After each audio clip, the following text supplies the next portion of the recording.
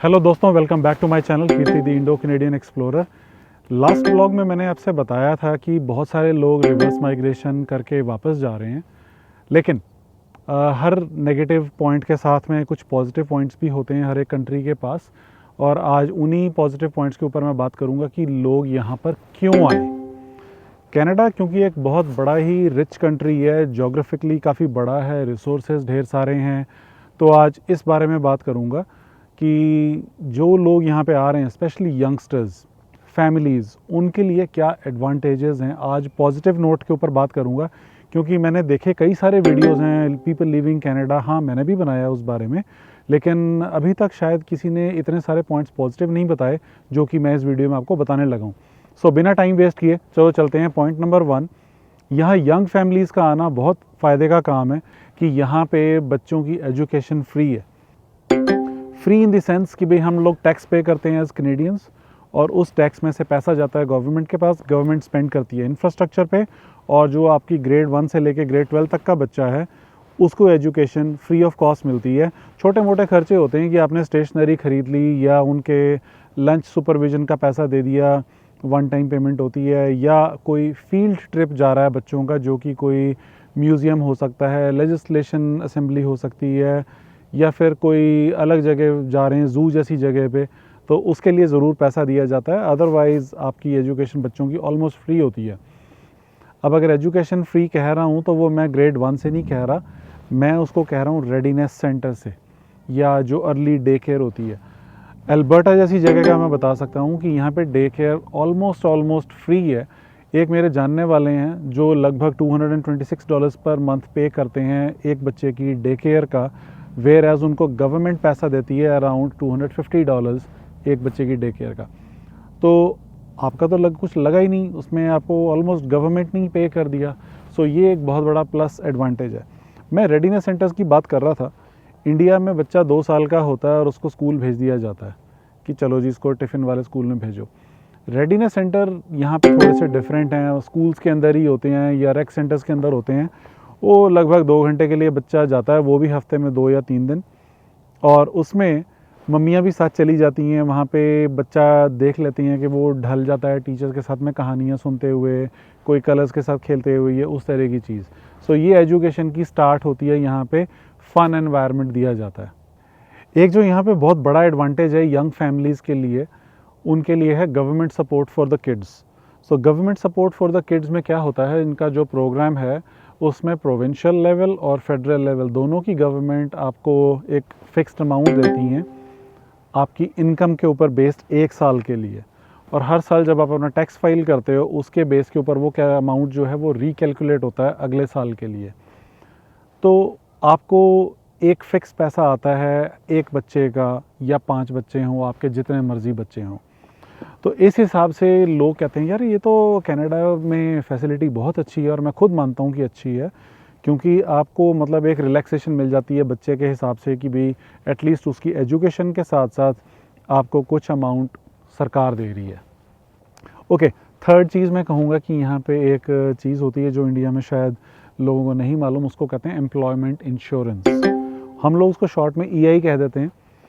EI का मतलब ये होता है कि मान लो आपकी जॉब चली गई, या आपकी जॉब किसी वजह से आपको छोड़नी पड़ी, जो सॉलिड रीज़न हो, फैमिली रीज़न, तो आप लोग EI अप्लाई कर लेते हो और गवर्नमेंट आपको उसमें पैसा देती है लगभग 1 साल, जब तक आपका जॉब सर्च का पीरियड है। वो एक बहुत बड़ा प्लस पॉइंट है कनाडा में, जो इंडिया जैसी जगह में मैंने तो नहीं सुना अभी तक कि आपको गवर्नमेंट इस तरह से सपोर्ट करती हो। और वो मतलब कोई छोटा अमाउंट नहीं होता, वो भी आपने कितने आवर्स काम किया पिछली कंपनी में, चाहे प्राइवेट नौकरी हो चाहे गवर्नमेंट नौकरी हो, आपने कितना अमाउंट कंट्रीब्यूट किया है उसके बेस के ऊपर ऑन द हायर साइड आपको लगभग $1000 महीना भी मिल जाता है। कई लोगों को $1200 महीना भी मिला है जो मैंने सुना है। और वो इस वजह से क्योंकि जब वो जॉब सर्च कर रहे हैं तो उस दौरान वो मतलब अपने बिल्स पे कर सकें, अपनी कार में पेट्रोल डाल सकें, उन चीज़ों के लिए। दोस्तों, एक और चीज़ आपको कहना चाहूँगा कि इंडिया में 12वीं पास की कोई कदर ही नहीं है बेचारों की। अनफॉर्चुनेट है ये कि भाई 12वीं पास जो आजकल बच्चा घूम रहा है, या कोई पहले भी किसी ने 12वीं कर रखी है, उसकी गिनती बेचारे की होती ही नहीं कि भाई कोई पढ़ा लिखा आदमी है। वेयर एज़ कनाडा जैसी जगह में ये लोग कहते हैं कि अगर आपने 12वीं भी की है तो आप कम से कम एजुकेटेड हो, आपने पढ़ाई की है, उस आदमी को भी यहाँ पे काम मिलता है।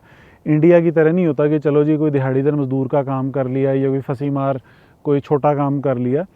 कनाडा में ये एक बहुत बड़ा एडवांटेज है कि यहाँ पे काम को छोटा नहीं गिना जाता, और इस वजह से 12वीं पास लोगों को भी यहाँ पे अपनी काबिलियत के मुताबिक, चाहे वो कोई लकड़ी का काम करते हो, चाहे वो कोई रेनोवेशन का काम करते हो, चाहे वो कोई प्लम्बिंग का काम करते हो, उसकी भी यहाँ पे वैल्यू है और उसमें भी अच्छे पैसे वो लोग कमाते हैं।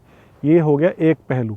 दूसरा पहलू, 12वीं पास कई बार कोई लड़कियां शादी करके आती हैं तो वो यहाँ पर कम से कम एक जॉब अच्छी ढूंढ लेती हैं और अपने फैमिली को सपोर्ट कर पाती हैं, चीज़ें सीख पाती हैं, देख पाती हैं। कनाडा जैसी जगह में अगर आप किसी स्टोर में काम करते हो या किसी बिज़नेस के लिए काम करते हो, वो कम से कम आपको वहाँ पे डिस्काउंट्स तो देते हैं, 10% या 20% के बीच में उनका नंबर होता है और वो आपको डिस्काउंट देते हैं डिपेंडिंग ऑन द बिज़नेस। सो ये चीज़ इंडिया में नहीं है। आप मान लो वहाँ पे किसी के लिए काम करते हो, किसी कंपनी के लिए, तो आपको डिस्काउंट्स बहुत कम मिलते हैं। यहाँ पर उस चीज़ का प्लस पॉइंट है, और सिर्फ डिस्काउंट ही नहीं मिलता, यहाँ पे उसकी कोई जिम मेंबरशिप होगी, कोई लाइब्रेरी की मेंबरशिप होगी, सो वो भी आपको एक एडवांटेज मिलता है। मेरे को हंसी इसलिए आ रही है क्योंकि मेरे को खुद खाने पीने का बड़ा शौक़ है, और जब इंडिया से आदमी आता है तो सोचता है कि मेरे को पता नहीं यहाँ पे मेरी टेस्ट का फूड मिलेगा कि नहीं। वेयर एज़ जब आप यहाँ के आके देखते हो, कोई सा भी शहर है, बड़ा शहर है या मीडियम साइज शहर है, तो वहाँ पे आपको दिखता है इंडियन स्टोर भी हैं और इंडियन रेस्टोरेंट्स भी हैं, चाहे वो साउथ इंडियन रेस्टोरेंट हैं, चाहे वो नॉर्थ इंडियन रेस्टोरेंट है, इवन कई जगहों पे तो नेपाली रेस्टोरेंट्स भी हैं। तो आपको चाहे चाउमीन पसंद हो या इंडिया का बटर चिकन पसंद हो या साउथ की कोई डोसा वगैरह पसंद हो, हर तरह का खाना मिलता है। ये यहाँ का एक अलग एडवांटेज है कि आपको कनाडा में रह के भी आपको हर तरह का फूड मिलता है, इवन दूसरी कंट्रीज़ का भी मिलता है। जो दूसरे देशों से लोग आए हैं उनका कल्चर और उनका फूड भी देखने को मिलता है। ओके, मैं स्कूलिंग की बात कर रहा हूँ, एजुकेशन की बात कर रहा हूँ, तो यहाँ पे एक चीज़ मैं ज़रूर एम्फसाइज़ करना चाहूँगा कि यहाँ पे स्पेशल नीड्स चिल्ड्रन की बात करनी बड़ी ज़रूरी है। क्योंकि इंडिया में जब मैं पढ़ता था या इवन अभी भी, वहाँ पे कोई बच्चा बेचारा अगर थोड़ा सा मेंटली चैलेंज्ड है या थोड़ी उसकी काबिलियत कम है या वो अलग तरह से बोलता है, तो उनका वहाँ पे ना दूसरे बच्चे मजाक उड़ाते हुए देर नहीं लगाते या उसको थोड़ा ना नीचे समझ लेते हैं। इस चीज़ की कमी है कि वहाँ पे स्कूलिंग सिस्टम में या एजुकेशन सिस्टम में ना उतना उनके लिए सपोर्ट है नहीं जितनी मैंने कनाडा में देखी है। कनाडा में वो बच्चे लगभग सेम क्लासेस में ही पढ़ते हैं, कोई दूसरा बच्चा या टीचर उनका मजाक नहीं उड़ाता, उनको कैसे दिखते हैं, कैसे बात करते हैं, कैसे चलते हैं, इस चीज़ की इंडिया में अभी शायद अवेयरनेस नहीं है। और यहाँ पे अगर उस तरह के कोई बच्चे हैं, चाहे वो किसी भी कम्युनिटी के हों, तो उनको यहाँ पे सपोर्ट ज़्यादा है, उनको बराबर पढ़ाया जाता है, बराबर उनके लिए एक्स्ट्रा टीचर या एक्स्ट्रा हेल्पर जो है वो लगाया जाता है। ये कनाडा का एक बहुत बड़ा एडवांटेज है कि उनकी भी काबिलियत को बढ़ाने की पूरी कोशिश की जाती है। एक और यहाँ पे मेरे को जो एडवांटेज लगता है, मेरा अपना पर्सनल सोचना ये है कि हेल्थ केयर यहाँ पे पब्लिकली फंडेड है। फ्री तो नहीं कहूँगा क्योंकि हम लोग टैक्स भरते हैं उस चीज़ का, लेकिन अगर आपको डॉक्टर को मिलना होता है, चाहे वो नॉर्मल खांसी ज़ुकाम है या कोई और कोई कारण है, या आपको कोई अपने ब्लड टेस्ट कराने होते हैं या कोई एक्सरे कराना है, उस तरह की चीज़ें यहाँ पे पब्लिकली फंडेड है। मतलब आपको उसके पैसे नहीं देने पड़ते, आपको उसकी बजट प्लानिंग नहीं करनी पड़ती कि मेरे को डॉक्टर को जाना है और $500 मतलब अब रेडी रखने हैं, या दवाई ख़रीदनी है तो $1000 रखना है, या ब्लड टेस्ट कराना है डिटेल वाला तो उसके $3000-4000 एक्स्ट्रा रखने हैं। वो चीज़ यहाँ पे नहीं है। या किसी लेडी की डिलीवरी होनी है तो उसको यहाँ पे ये सोचने की ज़रूरत नहीं है मैं कौन से डॉक्टर के पास जाऊँ, कौन सा सस्ता पड़ेगा, कौन सा महंगा पड़ेगा। यहाँ पे वो चीज़ें आपके टैक्स के थ्रू ऑलरेडी कवर्ड हैं, आप सिर्फ जाते हो और वहाँ पे आपका इलाज होता है। हालांकि मैंने लास्ट पिछले वीडियो में बताया भी था कि यहाँ पे आपको वेटिंग टाइम काफ़ी होता है, चैलेंजेस हैं, डॉक्टर्स कई बार आपको अपॉइंटमेंट नहीं मिलती, वो एक सेपरेट चीज़ है। लेकिन पब्लिकली फंडेड होने की वजह से कई बार आपको यहाँ पे एडवांटेज ज़्यादा मिलता है। जैसे मान लो किसी की घुटने की सर्जरी हुई है, उसका यहाँ पे कोई आपको पैसा नहीं देना पड़ता, और इंडिया जैसी जगह हो तो आपका वहाँ पे कम से कम लाखों रुपए लग जाएगा। सो ये यहाँ पे एक बहुत बड़ा एडवांटेज मेरे को लगता है।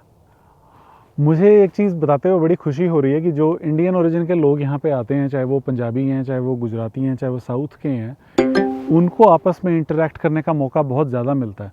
क्योंकि अगर हम नॉर्थ में रहते हैं, मैं अपनी बात करूँ, जैसे नॉर्थ में रहे हैं, तो वहाँ पे हमें गुजरातियों से इतना मिलने का मौका नहीं मिलता या साउथ इंडियंस को इतना मिलने का मौका नहीं मिलता। और जब आप यहाँ पे उनको मिलते हो तो आपको पता लगता है कि भाई ये भी उसी तरह से अच्छे पढ़े लिखे हैं, इनके भी माँ बाप ने वही अच्छी चीज़ें बताई हैं जो हमें हमारे माँ बाप ने बताई। और उसका एक एडवांटेज और मैंने देखा है, यहाँ पे कई लोग जब मंदिर या गुरुद्वारे में जाते हैं तो जो वहाँ पे कोई अपनी कल्चरल एक्टिविटीज़ हो रही होती हैं उसमें बच्चे पार्टिसिपेट करते हैं। तो मैंने यहाँ पे कई गुजरातियों को भी देखा है वो पंजाबी सीखना चाहते हैं, या कई पंजाबी लोगों को देखा है कि वो लोग आगे गुजराती सीखना चाहते हैं, और यहाँ पे उस जगह पे फ्री ऑफ कॉस्ट वहाँ पे कई लोग सिखाने के लिए भी अवेलेबल हैं। सो एक क्रॉस कल्चरल इंटरेक्शन का बड़ा अच्छा मौका मिलता है ऐसी कंट्री में रह।